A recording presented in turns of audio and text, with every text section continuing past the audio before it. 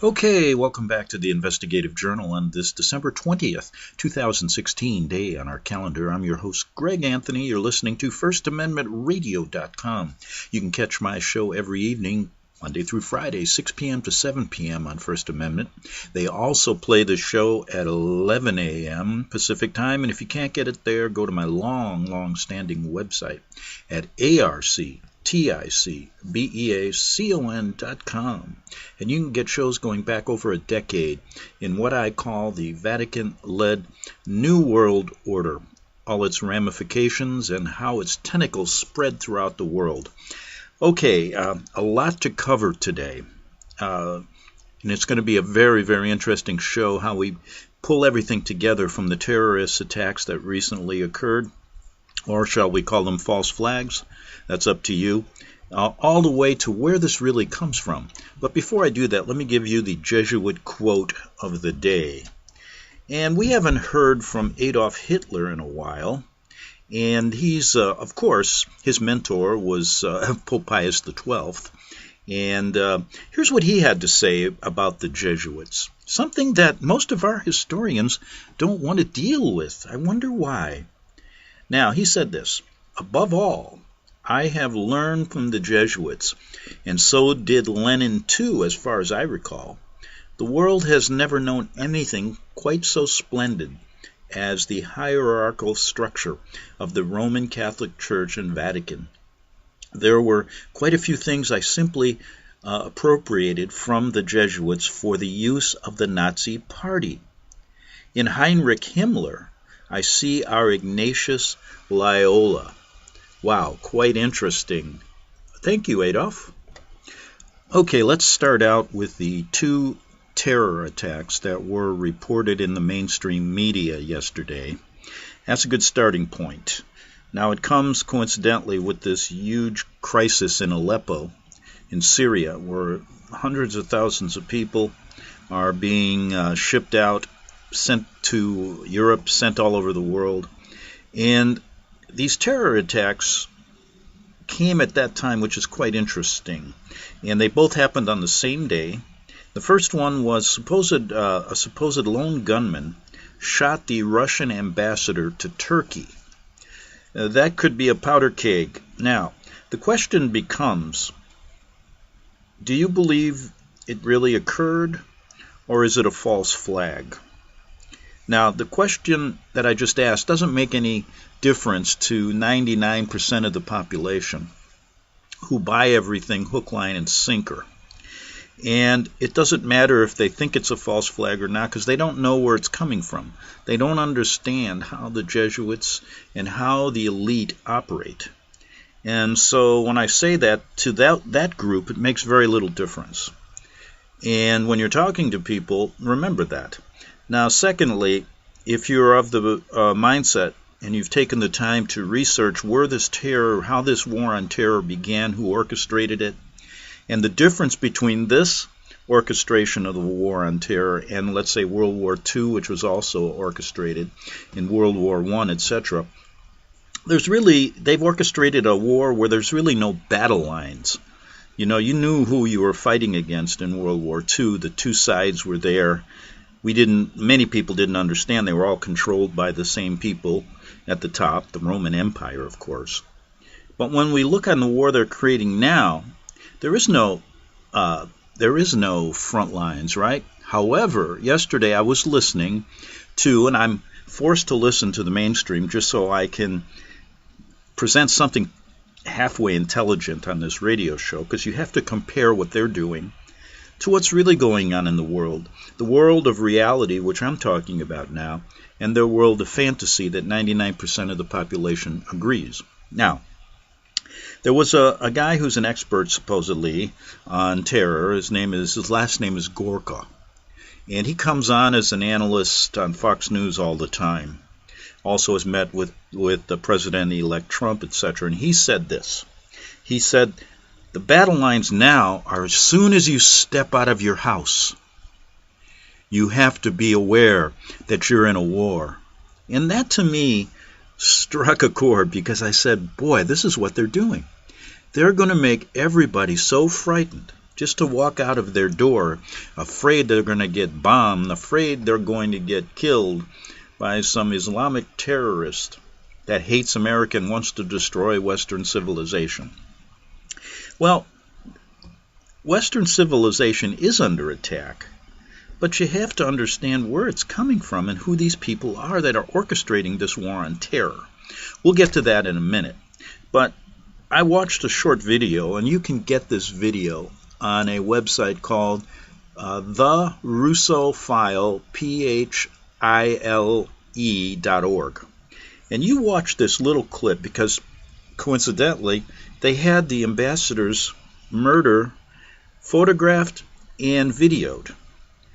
And when you watch this, if you walk away and say this really occurred, then it's worse than a Hollywood movie. There's no blood. The guy was supposedly shot in the back 5 times. You see him laying there on the floor. The supposed gunman yelling, Allah Akbar, we won't forget Aleppo, we won't forget Syria. And then supposedly he was shot. That wasn't shown. But this went on for, almost a minute or two, and I don't see any blood whatsoever. Now they have him, he was shot in the back 5 times. You heard the gunshots, and you saw the ambassador fall, and then you see him laying on his back. So think about that. If you're hit from behind, right, 5 times, you're going to be pushed forward, and the blood is going to start coming out, right? And if you roll over, there's going to be blood everywhere. 5 shots. It's amazing. There's not a speck of blood anywhere. So you make up your own mind on that one. Okay, now let's go to the second terrorist attack that was reported by the mainstream media. This occurred in Berlin, and on yesterday, a truck crashed into a crowded market in Berlin. It was a Christmas market, shops that were constructed, kind of like these outdoor shops were constructed, and supposedly at least 12 people were killed and dozens others wounded. Police at the time detained a 23-year-old suspect, David B., a Pakistani asylum seeker. He was later released. There was supposedly a passenger in the truck, and he was killed. The truck was a semi-trailer going 40 miles an hour into this outdoor crowded market in Berlin. And it's interesting here. Now, I watched a couple videos that came out of Germany, and they weren't translated yet, but the comments, what I read was that the people that were right there on the scene, this reporter who was not working for the mainstream media, just an average Joe like me or you, said in German that it was kind of strange because there was no, people weren't screaming, he didn't see any blood, everybody was kind of nonchalantly walking around. And then, of course, you see on the mainstream these canned pictures of the truck, damaged, and it went into all these makeshift shops. But you don't see really any people laying, if a truck goes through and hits like 30, 40 people, it's going to be a madness. But he said he was there right after, and it seemed pretty calm. So you make up your mind. Now, like I said, these two happened on the same day.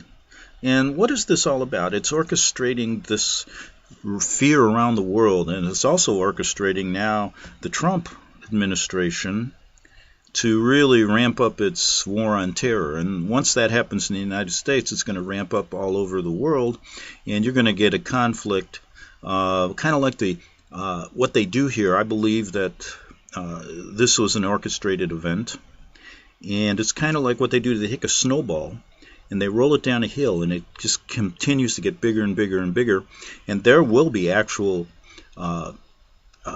chaos, and a lot of people are going to in the future get killed, really.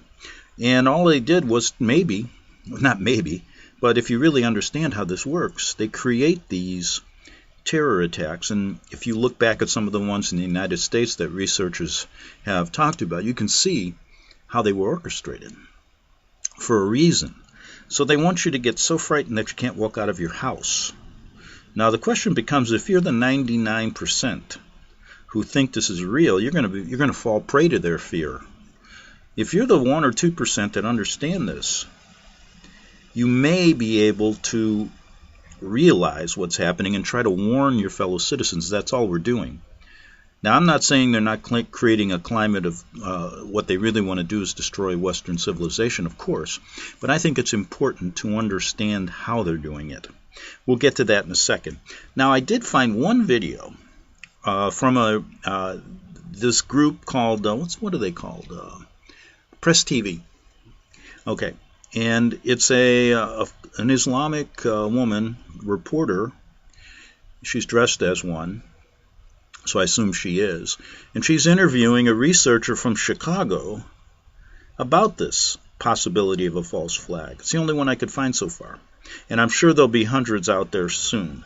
But I thought I'd play this for you to get his point of view, and maybe if you're one of the 99% that think it really happened, you will maybe look at it differently. And if you're the 1%, you can see that they're not only orchestrating these in the United States, but they're also doing it all over the world. So how does that happen? Could it be the CIA and all these organizations, KGB, work together behind the scenes, as they did in France with that terrorist attack there? Let's listen to this reporter talk to this person from Chicago. Stephen Lenman, he's an author and journalist, and he joins us via Skype from Chicago. Many thanks for joining us here on Press TV, Mr. Lenman. Now, before there's any confirmation or concrete evidence, the German and even Chancellor Angela Merkel are saying we must presume this was a terrorist attack. Isn't that an immature presumption in your opinion? Yeah, it certainly is, because we've seen many events in America, especially that I've written about, and a few in Europe as well, that were clearly false flags. In other words, state-sponsored. We don't know exactly who was behind what was going on, but it happens at the same time. The timing is very significant. Usually that's the case in all these type of events. In this case, the timing coincides with the liberation of Aleppo, with the assassination of Russia's ambassador to Turkey, and with the Electoral College in America confirming Trump's election as America's 45th president. You've got to look at the timing, I think, before anything else, and also the events that are going on in the world and the region. And, of course, Germany is a very important U.S. ally. An attack like this could have been staged to get Germany aroused about Islamic terrorism, to keep Germany on board with America's imperial agenda in the Middle East. These are the things we have to think about. Well, speaking of that, Mr. Lenman, it is interesting that if that is, it is confirmed that this was an act of terror, the conversation is being directed towards the plight of refugees, instead of talking about Germany's own relationship, for example, with Saudi Arabia, which sponsors the very ideology that drives such terrorist groups. Oh, indeed so. Again, Germany, the most important country in Europe, I think we need to understand that.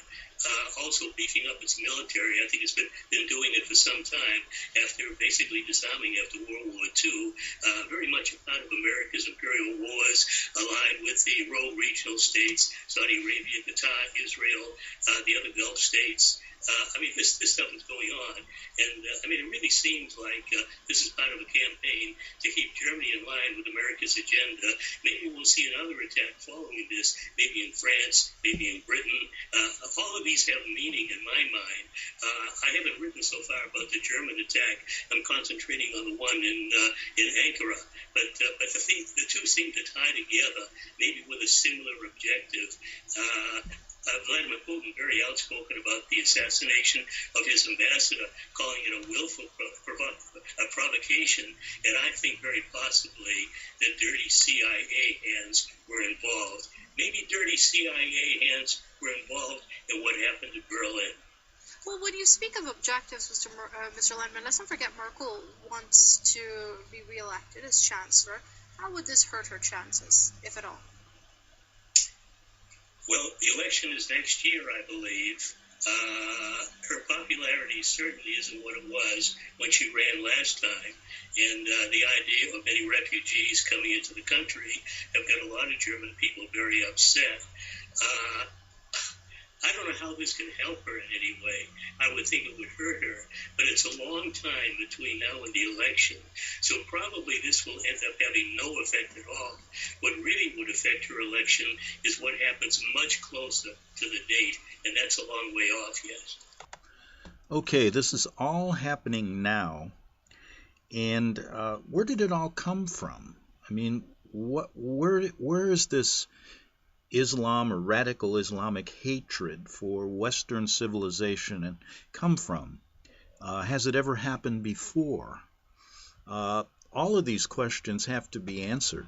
Has it happened before? Yes. If you look at the history of the Middle East going way back, you will see there was a conflict between Christians and Islam way back when, and we'll get into that in a minute. But the real question becomes, yes, what I said, the real question becomes, do you think there's a possibility that the Vatican and Rome created Islam as an enemy?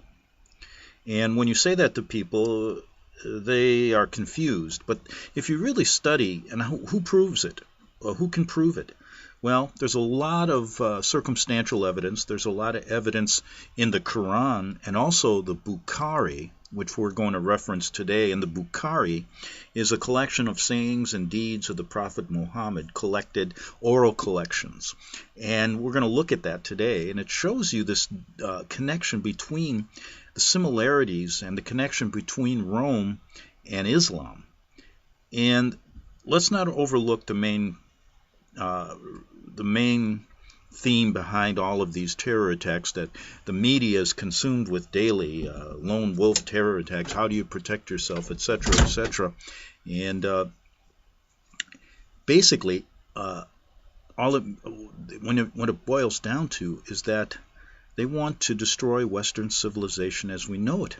And that leads to the premise of their one world order, their one world religion.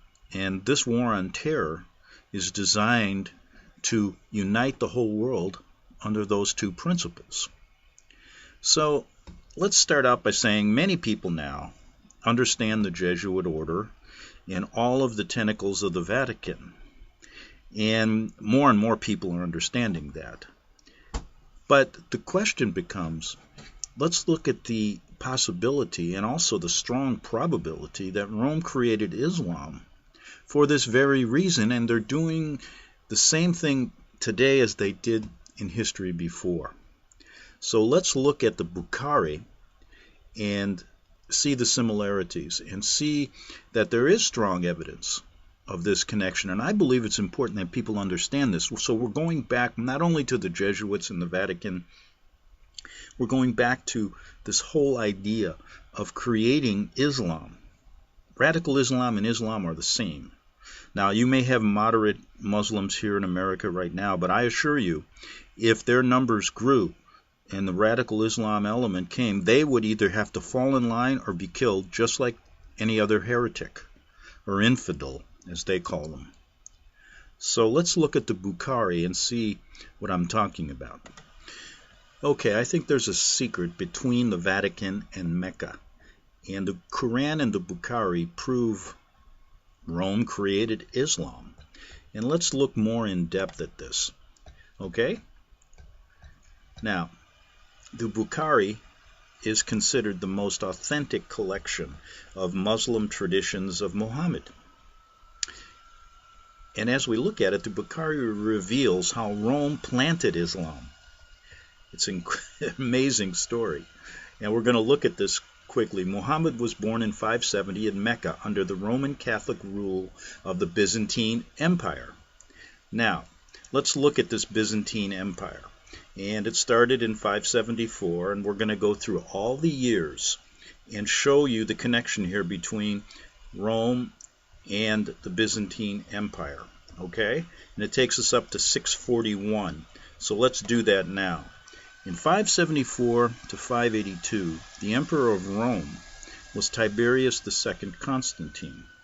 Now, the Byzantine war territories were Persia, Ravenna, Spain, and North Africa.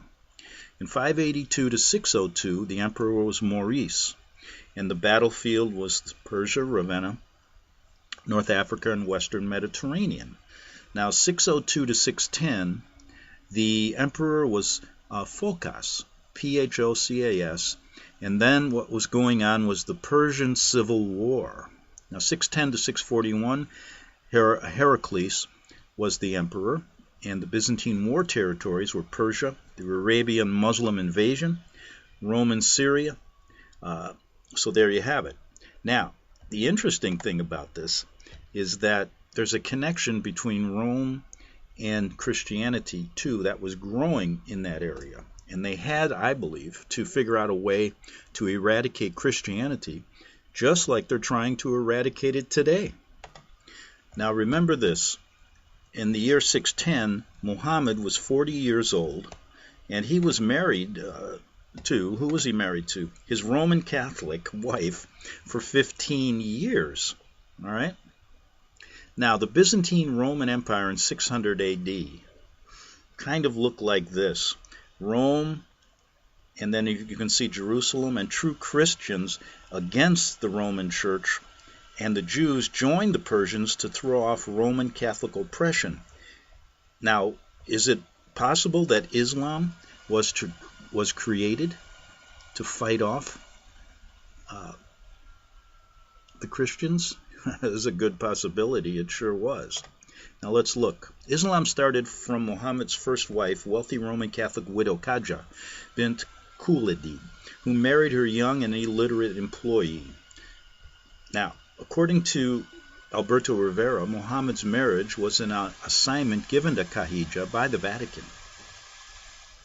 In Bukhari 1:3, and it says this, after marrying the wealthy Catholic widow, Muhammad became demon-possessed and stayed in a cave Hira worshiping Lucifer, Allah, day after day, week after week. Now this is in the Bukhari. In a cave, an angel did this 3 times to Muhammad. The angel caught me forcefully and pressed me so hard that I could not bear it any more. He then released me and again asked me to read, and I replied, I do not know how to read. All right, so that's in the Bukhari, and that's number 1.3. Now, the similarity here, he's in a cave, right? Now, where do you see in Roman Catholicism this cave worship? You always see this worship of Mary in a cave. A lot of this pagan symbolism is similar to what happened to Muhammad. Now, remember, he couldn't even read. He was married to this wealthy Roman Catholic, and according to Father Alberto Rivera, who was killed by the Jesuits, he said that he was given a lecture in the Vatican from Cardinal Bea explaining all of this stuff, and that's what inspired me to say, God, I've got to get into those Vatican archives one of these days. I definitely always wanted to get in there because I bet you can find a lot of this stuff there. And I remember talking to a high-level priest in Rome, and I said, boy, it would be nice to know the real truth behind all this. And he said, the people cannot handle it. And I say, handle what? And he said, my son, if you keep researching, you will find out someday. But nobody will believe you anyway. So why don't you just have a nice glass of wine with me and we'll forget about it. And basically, back then I didn't quite understand everything like I do now. I don't understand everything, but a hell of a lot more. But looking back on that day in Rome, I'm sitting here going, wow, what a story that's not been told. Back in 3 minutes on the Investigative Journal.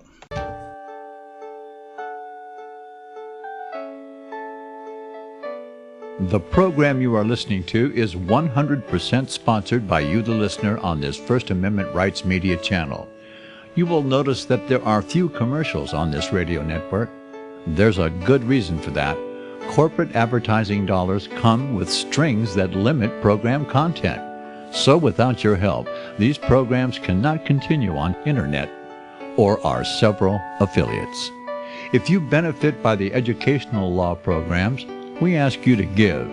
If you are admonished or nurtured by the Bible and ministry programs, we ask you to give. If some voice a cause that you are passionate about, we ask you to give. If you believe in any of these, we ask you to support them as you would a missionary on a continual basis, as if giving a tithe for missionary radio. These programs are not commercially viable and must be supported by those faithful to the cause of truth. Look for the button to sponsor your favorite programs at our listen and schedule pages on the internet. Then, when you subscribe, we will send you the last quarterly MP3 CD of that program immediately, and continue to do so with each new quarter. We will also give you unlimited archive access to all of our programs. We're asking you to give much less than a tithe, so that you may also send support directly to a particular program host, cause, and anywhere else the Spirit may lead you. Do all to the glory of our God and Creator, for His holy nation, the only kingdom that will last forever. Thank you for listening.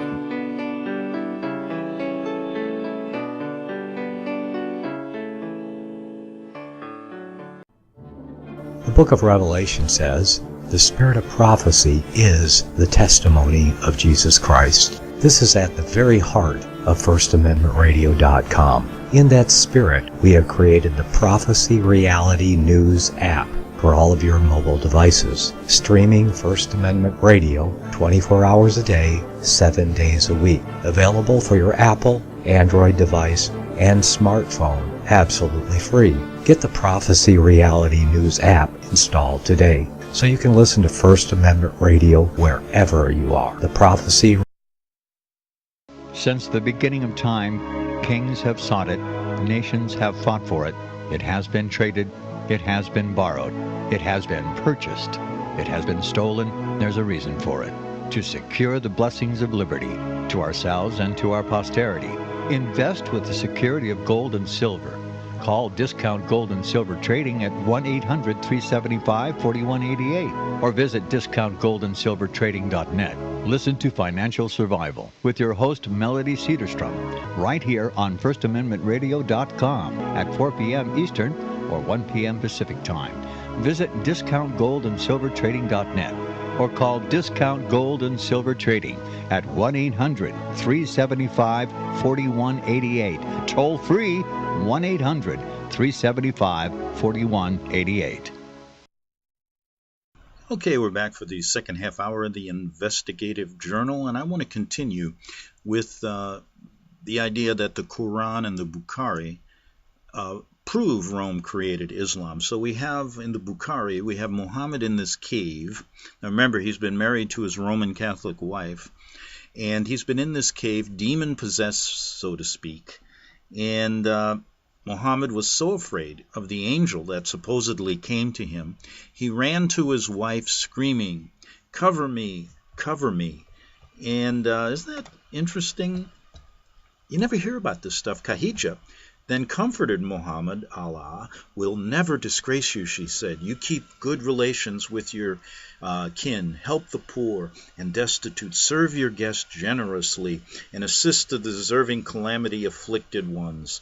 Interesting. Isn't it the Catholic teaching of salvation by works being taught here to Muhammad?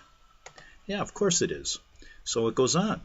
And you see in Bukhari, let's see, in the 134605, 6478, and 9111, you see, Khadijah then accompanied Muhammad to her Roman Catholic cousin Warqa, who told Muhammad that this is the same angel who Allah sent to the prophet Moses. So now we have Muhammad being visited, supposedly, by an angel who was sent also to the prophet Moses. Now, there's so many. Now, for example, in the Quran, you will see there's a lot of discussion about Mary worship, similar to what the Vatican does. So there's another element you have to think about. Now, let's continue. Now, in Bukhari 1:3, a few days after confirming Muhammad's prophethood, Warqa died, and Muhammad's divine inspiration also paused for a while. So now they're in this contemplating. This agrees with what Alberto Rivera's testimonies. Rome had found their man, and money was no object. Teachers were sent to young Muhammad during this period, and he underwent intensive training. Well, they had to train him. He couldn't read. Now, Muhammad devoured the works of St. Augustine of Canterbury under Warcaw's teaching, preparing himself for his great calling. Now, he's being taught about St. Augustine of Canterbury.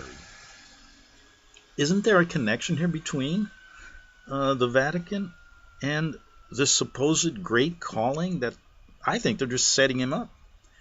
And also in the Quran, they consider Jesus to be a prophet. They consider that he never died on the cross. They raise up Mary worship in the Quran. And when you read a lot of, and then they say, well, if you really read some of the radical teachings in the Quran, it is a barbaric religion. And when you read about the Vatican behind the scenes, they've always been a barbaric religion. There's similarities here. So now Muhammad supposedly is getting this great calling. Now in Bukhari 4814, the Quran was written for the illiterate Muhammad by a Roman Catholic who used to say, Muhammad knows nothing but what I've written for him. That's interesting. In Bukhari 4654, in all Muslim holy books, the term Christian means Roman Catholic. Yes, let me repeat that. Bukhari 4654. In all Muslim holy books, the term Christian means Roman Catholic. Do not exaggerate in praising me as the Christians praise the Son of Mary, for I am only a slave, so call me the slave of Allah and his apostle, Muhammad. And that's what Muhammad said. Okay? The entire Quran, chapter 19, was dedicated to Mary, the Catholic Mother of God, copying from the counterfeit Gospels of the Vatican. Very interesting. Okay, now we're going to look at the Blessed Virgin Mary in the Catholic counterfeit Gospels and the Quran. Okay? And this is quite interesting. You're going to see the similarities between these. And I'm compiling a few of them right here for you. And let's get to it. And you're going to see the similarities between Mary and the Quran. Okay, the Blessed Virgin Mary in the Catholic counterfeit Gospels and the Quran. The topic first, Mary and the Veil. Counterfeit Gospel, pseudo Matthew 8:9. In the Quran, 19:17. Now, Mary and the palm tree. That's in Matthew 20. Pseudo Matthew 20. 19:22 to 26. In the Quran, Jesus in the cradle. Arabic Gospel of Infancy. And in the Quran, 19:28-30. And you have to remember, Jesus in the Quran is never considered, it's considered only to be on the same level as Muhammad. Those are a few of the similarities. There are many more, I imagine, if you really get into the reading. The following biblical figures appear in the Quran in a twisted version. And this is interesting. Adam, Noah, we're going to talk about this in a second. Noah, Abraham, Moses and Aaron, Mary, what else? And then we're going to see, and Jesus. They all appear in the Quran. Now, they appear in a twisted version, though. Adam appears, Allah ordered Satan to bow to Adam. Noah, this is how they depict Noah. Allah refused to help Noah, which his son lost in the flood. Okay, Abraham built the Meccan Kaaba with Ishmael. Now they talk about Moses and Aaron in the Quran. Their relics kept in the Ark of the Covenant. Now they talk about Mary, purified and chosen to be above the women of all nations, wearing a veil. You see, the Vatican raises up this Mary worship, these fake apparitions, Medjugorje, Fatima, etc. Now Fatima, I think she was the daughter of Muhammad, right? Yeah, Fatima. Then we have Jesus in the Quran. He's the son of Mary, talked in his cradle, did not die on the cross. So those are some of the characters that appear in the Quran. It's quite interesting how they're twisted, right? And who likes to have a twisted version of the Bible? We know it's the Roman Catholic Church, right? It's the Vatican. And I'm looking right now at a picture of Pope John Paul II kissing the Quran. Okay? I think he realizes that his organization created the book. So here we go. Let's continue on with some similarities. And what do we have? Ramadan is just the Islamic version of the Catholic Lent. Mawlid and Nabi is simply the Islamic Christmas. Interesting. It's obvious that the single target of Islam and the Church of Rome is to destroy the work of Christ and the peoples he bought with his blood, the Church in Israel. That's pretty similar. Now in Bukhari 8:22-4, this is interesting. Let me just read this to you. Allah's apostle said, "The most awful name in Allah's sight on the day of resurrection will be that a man calling himself Malik, Al-Amin, Al-Amlak, the King of Kings." Okay, the returning Christ in Revelation 19:16. On his robe and on his thigh he has a name written, King of Kings and Lord of Lords. Now in Bukhari 4:177 it says this. It's quite interesting. Okay, Allah's apostle said this. Now let me read this to you. I'm trying to compile it here.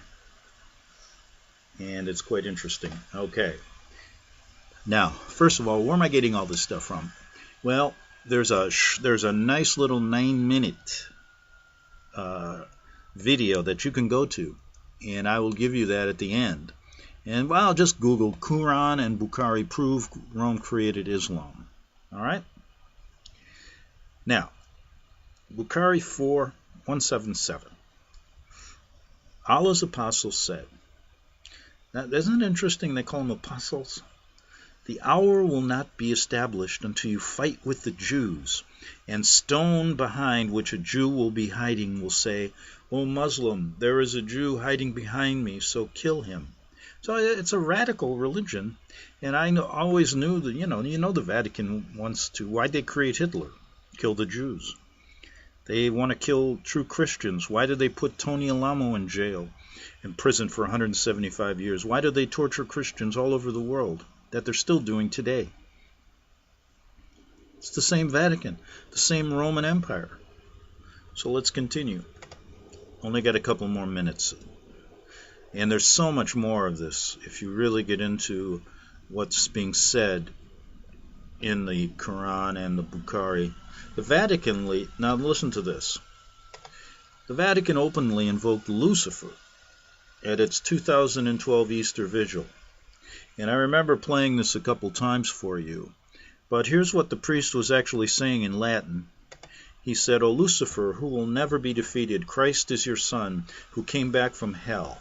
Roman Catholic, that was at the actual translation of a Roman Catholic priest at the 2012 Easter Vigil in the Vatican. He said, O Lucifer, who will never be defeated, Christ is your son, who came back from hell. Okay. Now, if you went to a Catholic and said, what the heck is going on here? They are so brainwashed if they haven't seen, gotten out of the beast, that they'll just ignore this. But here we have a priest actually stating this at the huge Easter Vigil in the Vatican just a couple, 4 years ago. Saying Lucifer will never be defeated and Christ is subservient to Lucifer. I mean, it's insane to not understand this. I mean, I think that one line, if people were aware of that, should lead you on a lifelong research discovery of really who these people are. Then you're going to get to the point of what I'm getting at here. We're talking about terror, the war on terror. Who created it? Okay, we go farther than just saying the Islamic radicals. Okay, we go behind the scenes to show that the Jesuit order, the Vatican, the government officials in the world work together now with them to create this war on terror, just as they've created every other war. But we go a little farther. They say they want to destroy Western civilization. Christianity, well, where did that come from? That's what we're doing here. So you go back to the base root. They created this religion to be an enemy. And they control both sides of the enemy. They control that enemy, and then they control the other side of the war that's going on here. And that's why you're seeing all these terrorist attacks. And now the battle lines are being drawn. So let's continue and see what... we only got a couple more minutes of the Bukhari here. So anyway, okay, this is a number of them in 1:6. In about 610 AD, after consulting with the Rome... Now listen to this one. Okay, this is interesting. Okay, the Bukhari 1:6, 4191, and 6.75. In about 610 AD, after consulting Rome, Caesar Hercules promoted Muhammad's prophethood. So we got a Roman Empire. Now we also know that the Vatican has morphed into the Roman Empire. At night, when I looked at the stars, I saw that the leader of the Arabs who practice, circumcision had become the conqueror. So here we have the Roman Empire, the Roman Emperor, talking about Muhammad. And he continues, he, Muhammad, will very soon occupy this place underneath my feet, and I knew it from the scriptures. I would like to meet him, and if I were with him, I would wash his feet, and his kingdom will expand. Wow. Interesting what was going on back then, huh? Since Hercules, Muslims insist that Jesus had prophesied Muhammad's coming in the Bible, and the Christians had changed the Bible so that those verses concerning Muhammad could not be found. Okay, so here's what's going on back then. We got the Roman Empire insisting that Jesus had prophesied Muhammad's coming in the Bible, and that Christians, these terrible Christians, had changed the Bible so that those verses concerning Muhammad could not be found. And it's just the opposite. But that's how they operate. Interesting. All right. Historically, this emperor was the Byzantine emperor from 610 to 641. He was considered a true believer of Islam by Muslims. Bukhari 1:6 recorded Catholics asked this emperor to issue orders to kill every Jew present in the country. Ex-Jesuit priest Alberto Rivera again testified, the Vatican helped establish Islam to eliminate both the Jews who were in Jerusalem. The Pope longs to sit on the throne of Christ in the Temple of Jerusalem even to this day, and the true Christians who rejected Roman Catholicism. That's exactly what's going on today. In Bukhari 2:21, Muslims chose to be a Friday people ahead of the Saturday people and the Sunday people because Muhammad said, we are the last to come amongst the nations, but will be the foremost on the day of resurrection. Wow. Now this one to me is so telling. We have, and the Vatican had to create this. We have them worshiping Sunday on the worshiping day of the sun. We have, they call it the Saturday people. Okay, it could be the Seventh-day Adventists as well as Jews worshiping Saturday, but they decide, well, since those 2 days are occupied, let's give the Muslims Friday. So the Muslims chose to be a Friday people because the Vatican created them. And it's interesting because they say we are the last to come amongst the nations, but will be the foremost on the day of resurrection. So what's happening now? Is the Vatican and our government officials creating radical Islam to destroy Christianity? And will this be, they want to be first now in the world? That's why they always say we want to take the world over with Sharia law. Seems to make sense to me. And doesn't it make sense to figure this stuff out? I mean, it's truly amazing when you think about it. In Bukhari 4:380, as soon as Islam was strong enough, it expelled all the Jews and the Christians from the land of Hijaz. Allah's apostle, after conquering Calabar, thought of expelling the Jews from the land which, after he conquered it, belonged to Allah, Allah's apostle, and the Muslims. That's in the Bukhari. Now in 1427, even at his deathbed, Muhammad did not forget to curse the Jews and Christians. May Allah curse the Jews and Christians, for they built the places of worship at the graves of their prophets. Okay, almost got a couple more here. Ironically, a large mosque was built upon Muhammad's bones, just like many Catholic churches are built upon the bones of the so-called saints, and I put that in quote. And let's look at this. Islam and Catholicism, plus their twin sister Eastern Orthodoxy, are one. Chrislam, right? You ever heard that term, Chrislam? Now, on May 14th, 1999, I'm looking at Pope John Paul II kissing the Quran. Interesting. Now you know what's really going on. And I'll tell you something. The sign of the Son of Man in Matthew 24:30 says this: "The sign of the Son of Man will appear in the sky, and all the nations of the earth will mourn." Okay, so there you have it. I wanted to get to that. And we got about 6 minutes, so I've got a couple more things here to cover. Okay, remember I said earlier in the show that I believe the Vatican is nothing more than the Roman Empire, morphed into from the Roman Empire is now the Vatican. And I always look for new websites, new people that I haven't found before. And I think I ran across this guy years ago, but kind of was so busy, never got into it. So I found his website again, and I found it because he presented Tony Alamo's Pope's Secrets, and commented some very nice comments about it. I want to get to that tomorrow. So we're going to start today with this website. And the man's name is James Arndt, and also known as, a lot of people know him as James Japan because he spent many years in Japan. He's a born-again Christian, presents a good website, and a lot of great information. And you can get it at jamesjpn.net. All right, now where are we going with this? Well, let's start out. I want to do that, and I'm going to continue this tomorrow. We'll get into the article he wrote about Tony Alamo and the Pope's Secrets. But remember I said we got to think that the Roman Empire just morphed into the Vatican? He presents some facts that show that. He says the Roman Empire morphed into the Roman Catholic Church. I agree with you, James. Now, the Vatican City, we've talked about the Vatican many times, but I'll just read this to refresh your memory. The Vatican City is a landlocked state within the city of Rome. It's governed by the Bishop of Rome, called the Pope, are in fact clergymen too. It is the smallest sovereign state in the world. We know that. It's like a football field. I used to live right there, near it. Now, Caesar Constantine began the corporate takeover by renaming all Roman offices. This evolution of name changing still occurs. Name changing allows a person to hide their tracks of origin. Roman Empire offices in their modern names. Listen to this now. It's quite interesting. The Roman Empire Imperium Romanum renamed the Roman Catholic Church. The Curia, legal body of senators, slight name change, Curia, legal body of cardinals.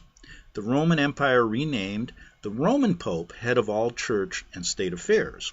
Civil government matters of state are now the extraordinary affairs, matters of civil state governments. The religious orders matters, church, ecclesiastical matters. The Roman College and Senators renamed the College of Cardinals. The Magistrative College of Senators in Rome renamed the Dean of College of Cardinals. The departments of the Roman Senatorial Curia were renamed congregations. The political ambassador, of Rome, the Roman Empire, was renamed the Pronuncio, the highest civil ambassador sent to other governments, i.e. there's one in Washington, D.C. and London. If a government has not signed a treaty with Rome, which makes the Romans the head of the foreign country, as certified in the Roman Code of Canon Law, this rebel nation, which has no official ties, has an ambassador called the Apostolic Delegate. The United States and the United Kingdom never did allow the Vatican to serve as their legal head until, guess who? President Ronnie Reagan quickly signed into law on January 10th, 1984, and this treaty continues today for the very first time in U.S. history, recognized full diplomatic relations between the United States and the Vatican State. In 1534, when the United Kingdom realized that the treaty with the Vatican City State made them subject to the Pope's rules, they voided the treaty. That's what we should do. But that we're controlled by them. Everybody, the Pope is the head of this country. Formal relations between England and the Vatican State were broken. Full diplomatic relations with the Pope's Vatican State were never restored for 448 years until 1982. Now, isn't this quite interesting? The similarities? I got about 2 minutes. So let's go a little farther here. And let me just keep this up so I don't go over. I got to keep the clock in front of me here. Roman senators were renamed cardinals. Okay. Now, the Roman governors renamed archbishop. The Roman senator with no territory, bishop, code of canon law. Large Roman province renamed archdiocese. Small Roman territory renamed diocese. Imperial chair of Jupiter, where Caesar sat, renamed throne of St. Peter. Vestal virgins renamed nuns. Pontifex Maximus, highest priest of College of Senators, renamed supreme pontiff of the College of Cardinals. Pontiff or high priest of the pagan religious order Zeus, Apollo, Diana, Mars, Jupiter, Baal, etc. Same name, the pontiff. Interesting. The Roman calendar and holy days of the gods were renamed calendar holidays of the saints. The voice of the God speaking through Caesar. Now this is just the same, and it's ex cathedra, voice of God speaking through the Pope.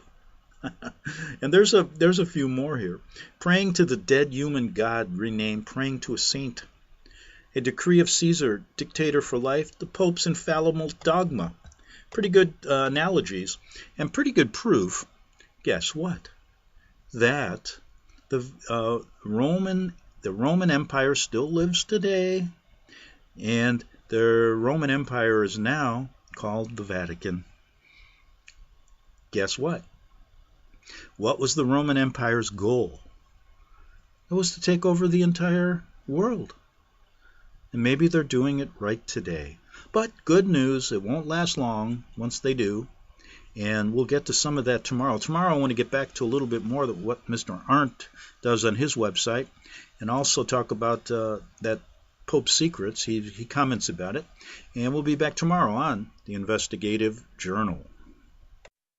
Visit crosstheborder.org, CROSS, crosstheborder.org, to get your print, EPUB, or PDF version of the book, The Rapture Will Be Canceled. That's crosstheborder.org. I know you all want answers, and believe me, so do I, and I'll do my best to get them. Despite Nicolas Cage's promise to do his best to get left behind rapture answers for us, don't hold your breath.